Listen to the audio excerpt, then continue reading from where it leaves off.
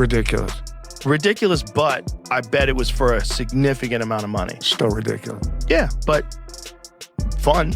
I'd watch it. Look, Jake Paul wants to test himself against actual, not just world champion, but one of the greatest of all time. Fought, and it wasn't fixed. Jake Paul would not survive 45 seconds. I don't know about that. I think it would take a few rounds. Really? But yeah, first of all, Jake is a lot bigger. Jake's a lot bigger. But what weight would they fight? Well, about the number, if it was about the number, we could have started talk. I would have tell you, I'm not just interested. He make no sense for me. It's not my what I'm looking at right now. Joe Rogan was stunned after hearing that Jake Paul offered Francis Ngannou the chance to be his next opponent following the cancellation of the Gervonta Davis exhibition. On his podcast, Rogan called the idea insane and borderline reckless for Jake Paul. Ngannou, a UFC legend turned heavyweight boxer, is one of the hardest punchers on the planet. Rogan questioned whether Jake truly understood the danger he was inviting into the ring. Still, he admitted the spectacle would be massive if it ever actually happened. Nikista calls Francis. This is Francis telling the story. Nikista calls Francis. Says, "Hey, we need your help.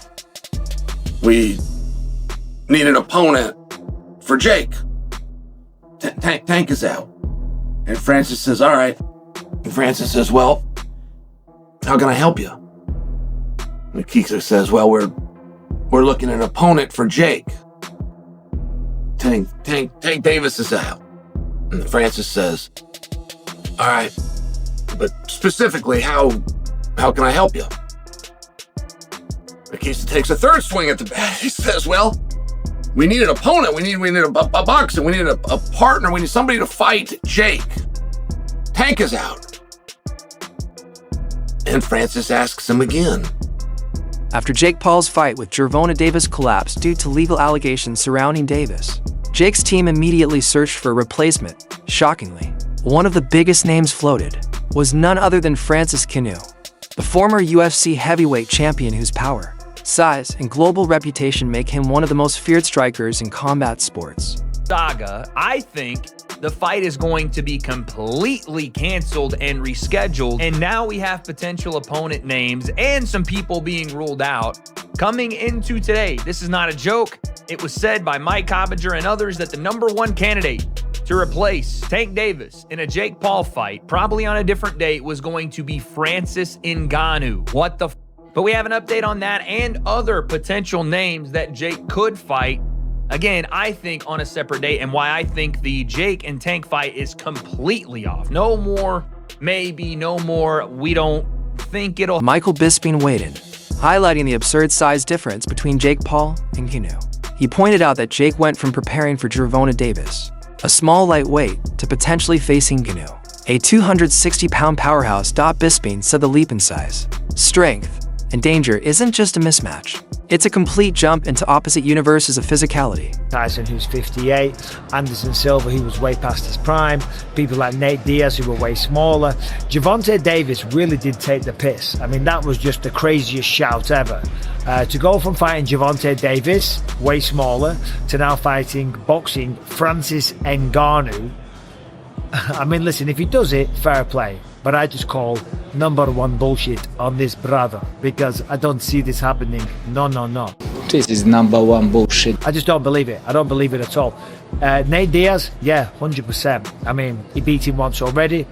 I'm sure Nate Diaz would love to get another big payday, because obviously boxing on Netflix and going up against Jake Paul, given his success, given the name that he has, and given the magnitude of his events, Nate Diaz will get paid an absolute fortune once again. We know that it wasn't too long ago Jake Paul was talking about boxing Anthony Joshua, and that never came to fruition. There's absolutely no way he would box Anthony Joshua. If he did, if he was to do something like that, whether it be Anthony Joshua or Francis Ngannou, I'd give him his props, I'd give him his credit, and you never know. Maybe he would do it just for the clout, because in many ways it would be, sorry about the airport notifications, it would be, an admirable thing to do, and it would be Jake Paul taking on somebody bigger. And Threat Francis Ngannou himself spoke on the situation. He said Jake Paul's team reached out unexpectedly about stepping in as a replacement, and the proposal didn't align with his current career plans. Ngannou made it clear, yes, Money was discussed, but the fight didn't make professional sense. He questioned how switching from Davis, lightweight, to him was even being. Jake to replace Gervonta. I'm like, who's Jake? I was so confused, I wasn't expecting that at all. And he said, yeah, Jake Paul, he's fighting. And I'm like, no, bro, come on. Don't disrespect me like that. And then they even say they even come out after and say, and what if the number are good? He sent out some number. I'm like, it's not about the number. If it was about the number, we could have started talk. I would have tell you, I'm not just interested. He make no sense for me. It's not my. Presented as a logical option. Daniel Cormier delivered a harsh warning for Jake Paul. He explained that Ngannou's punching power is beyond anything Jake has ever encountered. The difference in size, experience, and raw physical threat is so extreme that Cormier believes Jake Paul is risking serious injury. He emphasized that this isn't just entertainment. Gervonta Davis to calling out Francis Ngannou. Jake Paul don't want those problems. I can't say it any different. Jake Paul does not want any Francis Ngannou problems. He don't. He does not want those issues. While I think it's crazy and I credit him for doing that, and I'm surprised he did that, this could be a ploy. Him poking out his chest, saying, I want Francis. He don't want those Francis Ngannou problems. I don't care what Anthony Joshua did to Francis Ngannou. Jake Paul gets in there with Francis. Francis will knock his head off this planet. You don't want those Francis problems. I watched Francis put down Tyson Fury.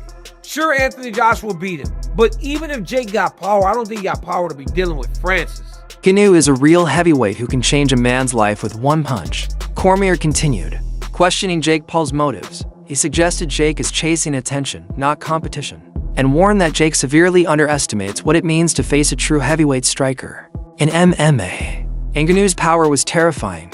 In boxing, Cormier says it becomes even more lethal if Jake doesn't understand the difference between marketing and survival. The fight could end very quickly. It's much different than mixed martial arts. The target audience might be the same, but the demographics different. The places where people are brought up are different. There's bigger entourages in boxing. It's just a different world in boxing. We've known that from the very beginning.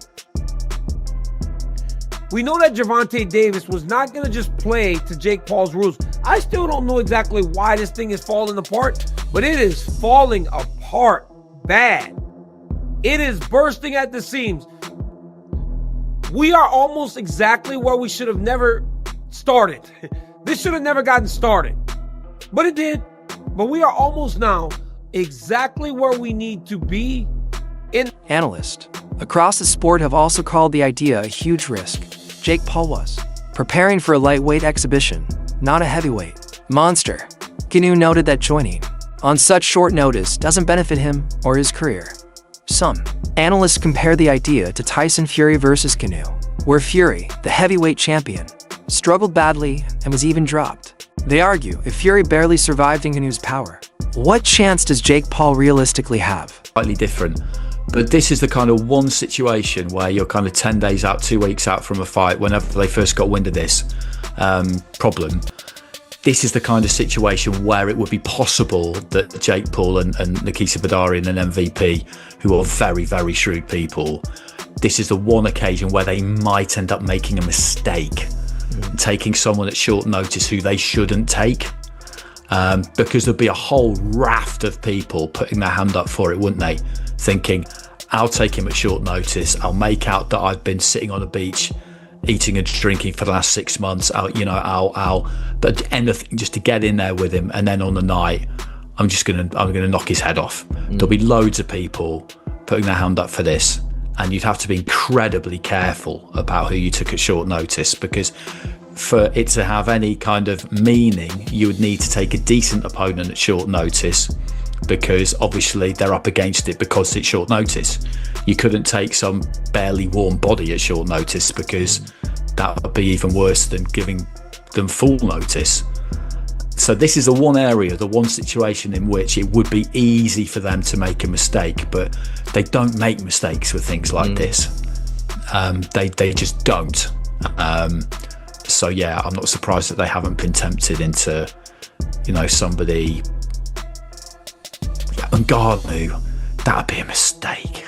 It'd be such a mistake. I know he got flattened by Joshua, but so what? Joshua is a 2-time unified champion of the world, and Ngannou's 270 pounds of absolute granite.